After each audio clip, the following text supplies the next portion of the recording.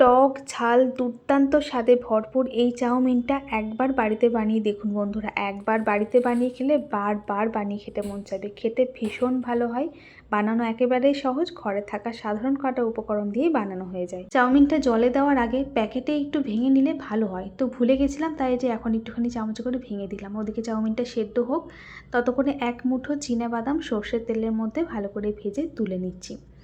এরপর ওই তেলের মধ্যে একটুখানি শুকনো লঙ্কা ফোড়নে দিলাম। শুকনো লঙ্কাটা ফোড়নে দেওয়ার কারণে খুব সুন্দর একটা ফ্লেভার আসবে, খেতে বেশ ভালো লাগবে।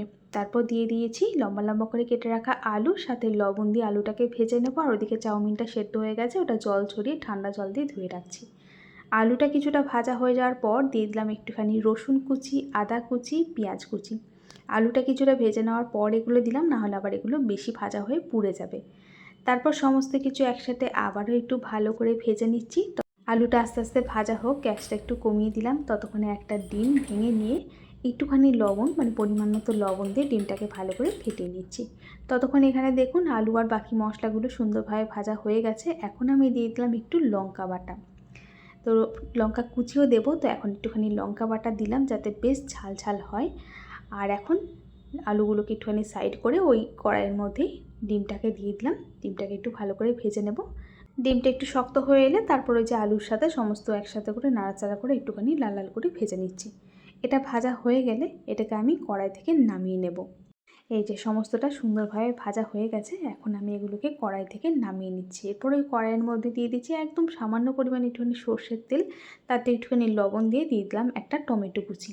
টমেটোটাকে একটু নাড়াচাড়া করে গ্যাসটা একদম কমিয়ে ঢাকনা দিয়ে ঢেকে দিয়েছিলাম। টমেটোটা নরম হয়ে গেছে, ভালো করে খুন্তি দিয়ে টমেটোকে একদম গলিয়ে নিলাম। তারপর দিয়ে দিলাম কিছুটা টমেটো সস, কিছুটা চিলি সস। এই টমেটোটা আমার হাতে অত সময় ছিল না, নাহলে টমেটোটা আলাদা করে সেদ্ধ করে তারপর সেটাকে পেস্ট করে দিলেও হতো, কিন্তু আমার হাতে অত সময় ছিল না। ঝটপট বানিয়ে নেওয়ার জন্য এইভাবে করে টমেটোটাকে সরাসরি কড়াইয়ে দিয়ে নরম করে নিলাম।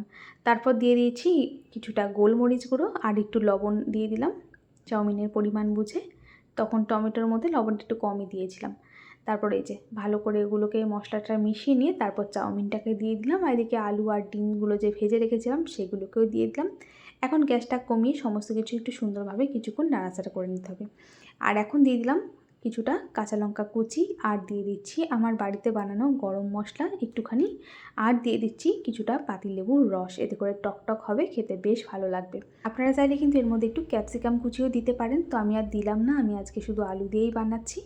তারপর এই যে বাদামটাকে দিয়েও ভালো করে সমস্ত কিছু নাড়াচাড়া করে কিছুক্ষণ রান্না করে নিলেই তৈরি হয়ে গেছে আমাদের টক ঝাল স্বাদে ভরপুর চাউমিন। খেতে কিন্তু ভীষণ ভালো হয়েছিল বন্ধুরা। রেসিপিটা আপনাদের কাছে কেমন লাগলো একটু কমেন্ট করে জানাবেন। তো চলুন আজকের মতো ভিডিওটা এখানে শেষ করছি, দেখা হবে নতুন আরেকটা ভিডিওর সাথে। সবাই ভালো থাকবেন, সুস্থ থাকবেন। আজকের মতো টাটা।